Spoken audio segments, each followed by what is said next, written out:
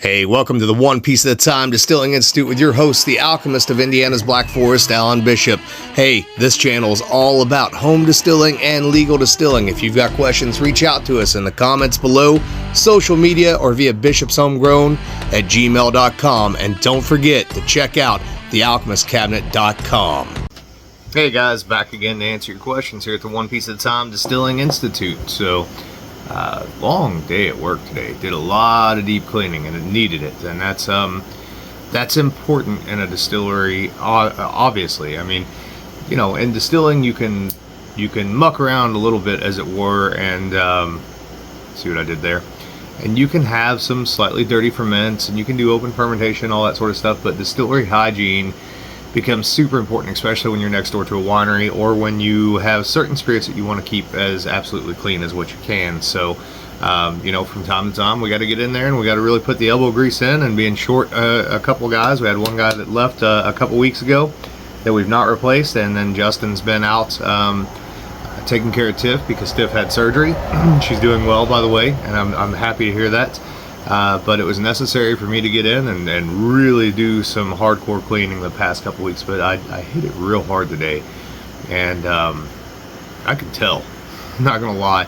Also, I've been sleeping real great this week, but it's because I've got a lot of ideas in my head, a lot of things I'm working on, the new Alchemist Cabinet book, ideas for If You Have Ghosts, You Have Everything, ideas for fermentation and distillation, various distillation related projects, including businesses. So I just, sometimes the gears in my head just get going, and I'll go to bed at night and I'll be, you know, I'm tired, I'll lay in bed and those gears do not shut off, and I don't fall asleep, and then it adds up over time. So anyways, so checking in today because I've got some viewer questions, and I've also got some commentary on the Ozark Stillworks Johnny 5, something that you guys should know about for sure. So we're going to start here with a question from Nick. So, hey Alan, appreciate all the content and knowledge that you share on the channel and podcast. Cannot thank you enough. I had a question I'm hoping you can answer regarding single barrels and proofing. I know that typically you are wanting to proof down slowly, roughly 5 points at a time. When it comes to medium/large scale production, how are you going about doing this for single barrel products? Are most distilleries dumping the single barrels into individual holding tanks to slowly proof them down before bottling? Or are they identifying the selected barrels and proofing them down in the actual barrel? The barrel method seems more logical, but I hadn't heard of larger places actually doing it like that before. Thanks again for all you do. Cheers, my friend, Nick from Texas. Great questions, man. You know, the big distilleries, the huge distilleries, they don't worry about that slow proofing method. You know, they chill filter and they're in a hurry, and that's what they do. As far as proofing down slowly, there's a few of us out there that obviously do that, and we would do that one barrel at a time if that's the way we did it. Now, I do something different, and I'll tell you about it in a minute, because we're a little bit different as far as the way that we handle things. But you know, I suspect that guys like Iron Root Republic, the Licorice Brothers, who I'm very good friends with, you know, they learned very much along the cognac methodology and the American brandy methodology, because they had Nancy Fraley there helping them out, and she of course worked with Hubert Robin, which is where I learned the slow proofing methodology from. So they may proof down in the barrel. I know that you will see that obviously in cognac and Calvados, etc., the slow proofing in the barrel. I don't know about other distillers and how they handle that. We sell a ton of single barrels. In fact, we sell so many single barrels that if we wanted to, we could flip the entirety of our business into just single barrels and not do any bulk product at all. And if that were the case and I had to proof down, I would probably do it in a tote. More than likely is what I would do, and I would take my time with it. Obviously, you just have to add that on to how long it takes for a client to get a hold of a single barrel. It's part of it. You lay out, you know, what you expect, and you lay out what they expect when you're working out the contract, and you just let them know, hey, it takes us X amount of time to proof this down, then to bottle it in an X amount of time to get labels in, all that stuff, get it shipped out, etc. And you just work it into the actual time frame itself. Most single barrels from most places are going to take you 30 to 90 days to get. And that's just the nature of the beast, especially because there's so much demand across distilleries in the United States, even with craft distilleries currently that are making great product. Now, for us, we're kind of a unique case, not an entirely unique case, but a fairly unique case. So our bourbon barrel entry proof is 105, as I've discussed before. We do low barrel entry proof. The cool thing about that is that means that if we are in our shy cellar, which is connected to the building, it's not actively heated, it's just passively heated and cooled by the building itself. Relatively high humidity, about 7 to 9% angel share per year, so it's fairly high angel share. We gain proof. So we'll go from 105, I think the highest I've seen come out of there is like 114, 115. So it's still not crazy high. In the outside barrel barns, which are barrel barns with wooden slats on the sides and metal, we tend to lose proof. So we drop from 105 to between 98 and 102 proof. Now, I'm a little bit of an asshole when it comes to single barrels. So with a very rare couple of exceptions for people that really wanted barrels at 100 proof, I flat refuse to sell single barrels at 100 proof. And I'll tell you why. Because I think this is an important answer as well. If you come and you do the single barrel experience with me, or if you request samples of the single barrel experience, what I'm going to send you or what you're going to taste with me is going to be tasted at barrel strength, at barrel proof, as the distiller intended. As such, I will 99.9% of the time, again, unless it's a special request, refuse to do anything below whatever that barrel proof is. And the reason is because I want that expression to have as much of the original intent in it as what it possibly can.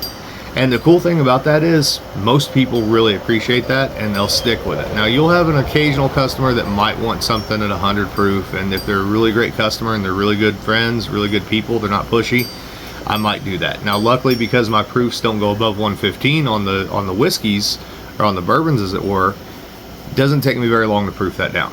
Right? If I'm setting at 102, I can proof that down in one day. If I'm setting at 107, I can proof that down in one day pretty much.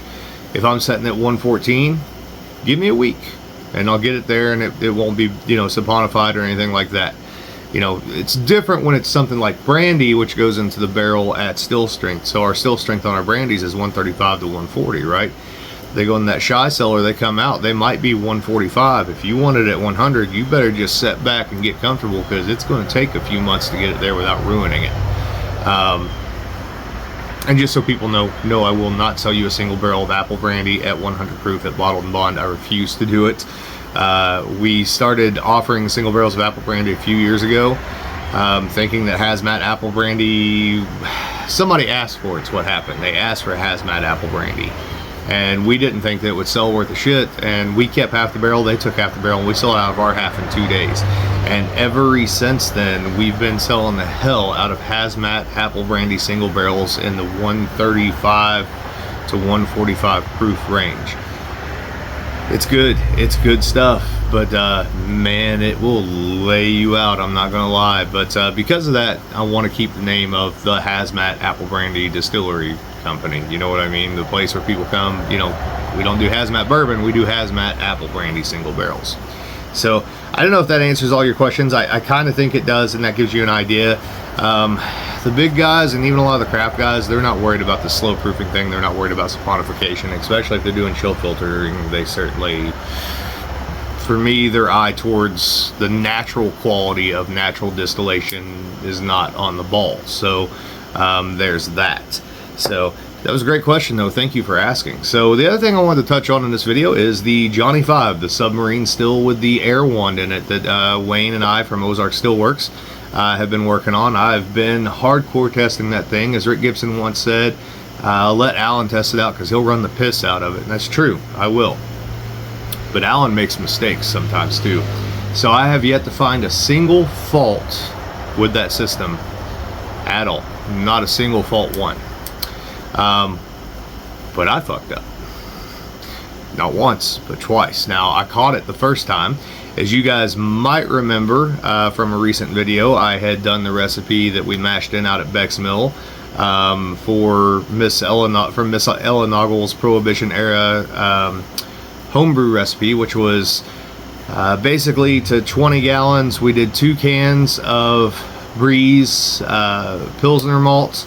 We did 5 pounds of rice, and we did 1 pound of sugar per gallon, and then I propagated some yeast off of the Concord grapes in my backyard. Got that going, was going to double pot distill it, was going to run it with the grain in it in the Johnny 5. I did run it with the grain in the Johnny 5. Now here's the thing, the rice wasn't completely cooked. We were going for a sugar shine here because that's how the home brew recipe read, right? She's just trying to extract some of the flavor from the rice, really, as much as anything the mouthfeel, I suspect. So the rice was whole kernel, and it was still pretty heavy, and it was still pretty starchy.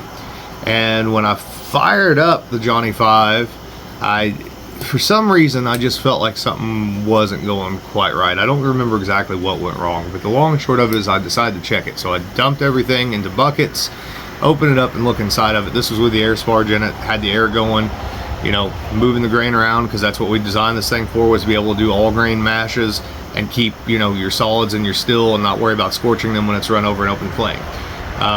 And I'd scorched some of the rice, and I really struggled with that in my head, and I was going, well, what the hell, you know, I guess maybe because the rice was uncooked, it was still starchy, and because it was whole kernel, maybe it fell to the bottom of the Johnny 5, etc. I caught it early enough that I didn't get any scorching into the flavor of that wash, and so then I then took that wash and filtered it and ran it just as an actual wash as opposed to a mash in the Johnny 5, and it came out beautiful. Made a beautiful spirit. One I'm keeping in my back pocket to some degree, not back pocket, you guys know about it, but keeping next to my side to some degree for future endeavors, as it were. So that being said, I moved on, and I went to run, you know, some of you guys have probably heard my brandy-esque vodka recipe, or seen it in the books, or heard it on Jesse's channel, Still It, or on the podcast, you know, where I basically do into a sugar wash of inverted sugar, I will do a few pounds of raisins, and I will do a few pounds of oats, and then run that off to imitate sort of like a grape neutral spirit, right? Because those raisins bring a nice grape aroma across, and a nice grape flavor across, and the oats make a really nice mouthfeel, and it just makes a fantastic vodka, and it makes fantastic base for absinthe or gin or anything like that. So I hadn't done that for a while, and I was wanting to sort of do a play on that, where I was kind of dicking around a little bit with wheat and adding some wheat into it and trying to bring some of those earthy notes through, because I tend to like wheat vodkas. I like vodkas that have a little flavor left behind in them, obviously, and that's what I was really looking for, was some more of that kind of earthy sort of note out of it. So nonetheless, no cook, this is all sugar shine, right?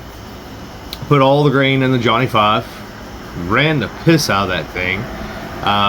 Had great quality low ones come off, didn't smell anything scorched, didn't smell anything weird. Got done, shut the system off, drained it, looked inside of it, and immediately started cussing and throwing shit, because I scorched the fuck out of the bottom of that still. I mean, I scorched it bad.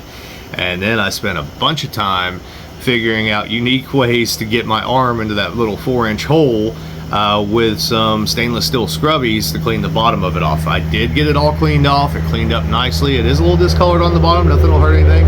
You know, running a new still is kind of like buying a new car or a new truck. It's new until the first time you ding it somewhere, or you scratch it or whatever, and then you use it for what it's supposed to be used for. So it doesn't, you know, hurt anything that I scorched the bottom of it a little bit. It's stainless, not copper. It ain't no big deal. It didn't burn anything up. But I just couldn't wrap my head around that. I was hitting that thing with air hard. Well, during the heat up, you know, you run the air to it until everything gets up and boiling, and then everything moves on its own. You shut the air off. And I thought, man, I saw in that sight glass, I was watching it, I saw all the material moving around in there. It was ground up. Yes, it was still starch because I didn't cook it, but it was ground up. It should have stayed suspended. Got pissed off, went to bed, came home the next day and tore into that thing and pulled the air wand out of it. And let me just say up front, this is operator error, not designer error. So when Wayne and I had talked about this air sparge, we had talked about various different ways to put holes in the air sparge. And the truth of the matter is, I'm sure he sent me a picture or told me at some point in time, and I'd just forgotten. I just took for granted that it didn't matter which direction you turned the air sparge, that there was holes all the way around it or whatever. But he made it unidirectional and did slits in it. I never once looked at this air sparge before I ever ran the still, so that means I ran it 2 or 3 times and never scorched anything just because I got lucky, right? Literally just because I got lucky. He put slits in it So it has a clear up direction and a clear down direction. And he put the slits on the downside because it gave more air volume to push everything off the bottom. So it pushes out and slightly to the sides. So in that submarine shape, everything kind of turns like this, right? Well, if you turn it upside down and at a 45-degree angle, it scorches the fuck out of the other side of the still on accident. Not Wayne's fault, completely my fault. And the funny thing is, now that I've gone and I've looked at it, because I just took it for granted that I knew what was going on, and that's on me, nobody else. So pay attention, slow down and pay attention so you don't fuck up. He actually had it marked which way was up and which way was down, and I just never even looked at it, never even thought anything of it. So if you get the Johnny 5, make sure you mark which way is up and which way is down to where you can see it and you know that you pay attention to it. You're going to see it. Put something on there that will annoy the shit out of you. So every time before you start running, you look at it and you go, almost fucked up, almost scorched the shit out of this like that dumbass Alan did. Again, not Wayne's fault at all. That's an Alan Bishop thing right there. So bear that in mind with the Johnny 5 Ozark Stillworks model. Fantastic still. Getting ready to redo that vodka here very shortly. And I'm going to run it in that still because I have no doubt that it will stay suspended and it will not scorch. It was literally because I had the fucking air thing turned upside down and I'm an idiot. So I think that's about it for this episode. As always, reach out to me with your questions, bishopshomegrown@gmail.com, all the social media, the YouTube comments below, etc. Check out the Stillers Talk podcast with Christy Atkinson, and check out, if you're into the paranormal or high strangeness or the 410, check out the If You Have Ghosts, You Have Everything podcast. Love you guys. Later.